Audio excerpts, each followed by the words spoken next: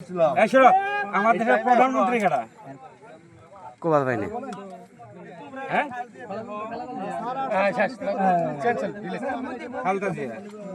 আমার খালদা জিয়া, আমার তো খালদা জিয়া নাই। 10:30টার সময় আসে এই লোকে। আবার পরে আমরা পাবলিকে ধরছি, ধরার পরে উল্টা কথা বলছে। লাস্টে প্রমাণ পাইছি ভারতেই বাড়ি, কিন্তু ভারতের সীমানায় যা পুলিশের সাথে কথা বলছি, পুলিশও দিতেছে না, ওইভাবেই আছে এখন পর্যন্ত। গতকাল রাতে ওনাকে আপনারা এই জায়গায় আমরা বিজিবির কাছে মানে বিজিবির হাতে করে হেনস্থা করে দেওয়া হয়েছে ওনাকে। তো এখন উনি 0 পয়েন্টে আছে। বিজিবি যখন জিজ্ঞাসাবাদ করছে, বিজিবির কাছে বলছে যে ভারতের লোক। তো ভারতের 0 পয়েন্টের বিএসএফ দের কাছে পাঠানো হয়েছে, ওরা বলে যে বাংলাদেশের লোক।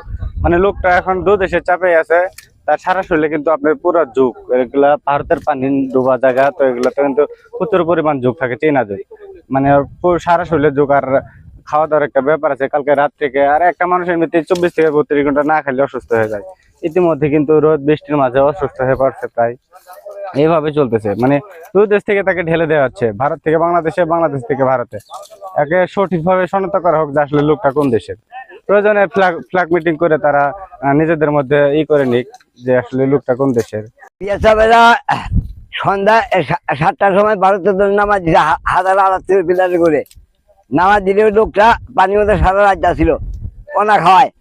এখন বাংলাদেশের মিডিয়াটা সংবাদ পায় তাকে বাংলাদেশে আবার আশ্বাস দিতেছে না, ভারতেও আশ্বাস দিচ্ছে না। এই 1 কোমর পানির মধ্যে সে দাঁড়া হয়েছে, এই অবস্থায় সে আছে।